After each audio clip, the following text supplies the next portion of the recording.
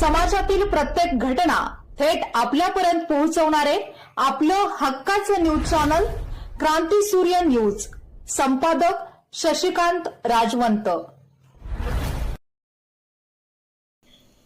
प्रत्येक माणसाला समृद्ध जीवन जगण्याचा ध्यास असतो. यासाठी प्रत्येक माणसाने आपली भाषा आणि शब्दसंपत्ती प्रथमतः समृद्ध केली पाहिजे. तोच माणूस समाजात सर्व दृष्टीने यशस्वीपणे जगू शकतो. आजच्या जगभरातल्या ताणतणावाच्या पार्श्वभूमीवर समृद्ध वाचन गरजेचे आहे, असे प्रतिपादन अर्थतज्ञ व वक्ते डॉ. चंद्रशेखर टिळक यांनी केले. सार्वजनिक वाचनालय भिलवडी व काकासाहेब चितळे फाउंडेशन भिलवडी यांचे संयुक्त विद्यमाने स्वर्गीय काकासाहेब चितळे यांच्या 84व्या जयंतीनिमित्त अमृत महोत्सवी वाचन कट्टा समारंभानिमित्त आयोजित व्याख्यान प्रसंगी ते बोलत होते. वाचनालयाचे अध्यक्ष गिरीश चितळे अध्यक्षस्थानी होते.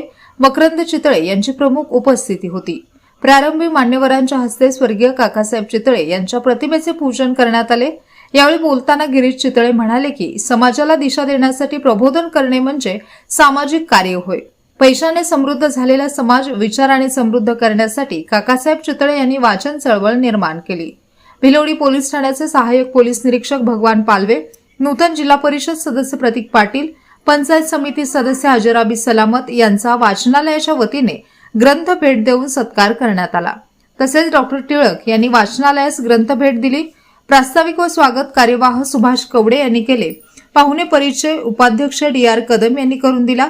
सूत्रसंचालन मयुरी नलवडे यांनी केले. आभार जयंत केळकर यांनी मानले. यावेळी वाचनालयाचे विश्वस्त जी पाटील, सर्व संचालक, वाचन कट्टा समूहाचे सर्व सभासद, जायंट्स परिवारातील सदस्य उपस्थित होते.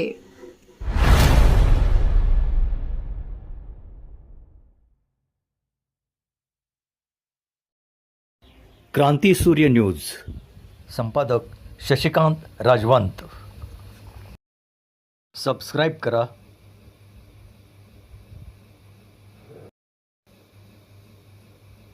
बेल आयकॉनला क्लिक करा आणि लाईक करायला विसरू नका.